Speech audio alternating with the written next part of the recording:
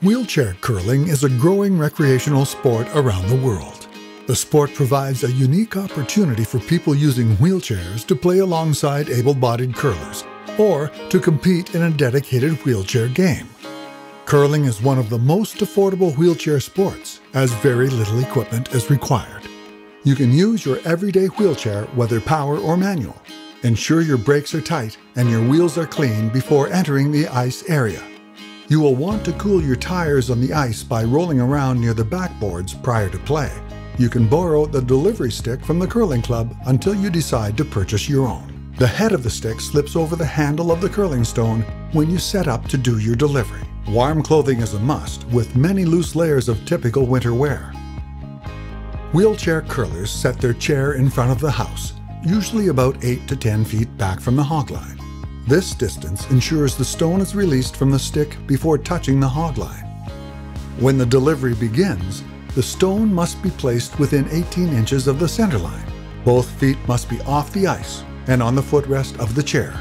The wheelchair should be set squarely towards the target line, such that your delivery arm, stick, and stone are on the line of delivery. It's easier to line up the target line if you roll up from behind the stone and set your chair brakes before placing the stick on the handle of the stone. To keep everything moving straight towards the target, it's best if the wheelchair doesn't move during the delivery. Wheelchair curlers anchor each other by rolling up behind the person delivering and leaning forward to hold the wheels of the chair in front. Both chairs need to have their brakes applied to prevent movement.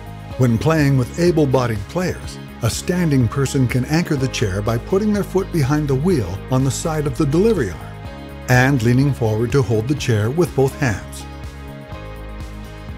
There are two basic ways to hold onto the chair with your non-delivery hand: by holding onto your wheel or by holding onto a post. The purpose is to stabilize your upper body so you don't fall out of your chair and to provide leverage for gaining power during the forward motion of the delivery. Once the wheelchair is in place, on line with the target, your eyes should be looking down the line of delivery and your shoulders should be square to that line. Keeping the elbows moving directly along the line of delivery will increase the chance of staying on the line. Each person will have their own way of lining up their body depending on their physical stature and abilities. Since the chair remains static, the momentum comes from the upper body and arm.